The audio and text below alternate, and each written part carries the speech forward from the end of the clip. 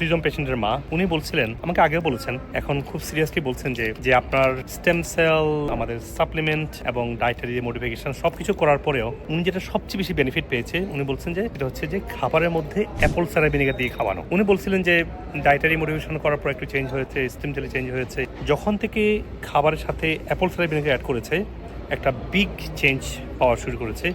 এটা আমি বিভিন্ন ভিডিওতে আগে বলেছি যে অটিজম পেশেন্টদের বা নিউরোলজিক্যাল যে কোনো সমস্যার একটা বড় কারণ হচ্ছে গাট।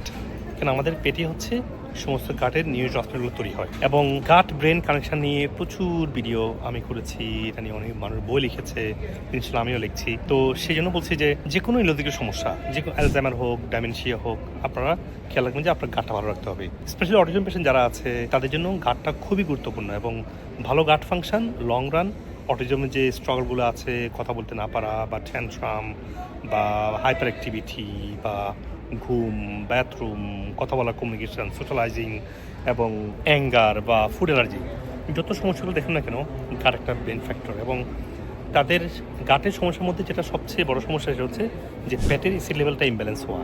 যখন পিএইচটা ইমব্যালেন্স হয় তখনই মেটাবলিজম ঠিকমতো হয় না, তখন অপরচুনিটি ব্যাকটেরিয়াগুলো গ্রো করে। এই গুরুত্বপূর্ণ ভিডিওটি আপনারা শেয়ার করবেন যাতে করে আপনার আত্মীয় স্বজন এবং পরিচিতজন উপকৃত হতে পারে।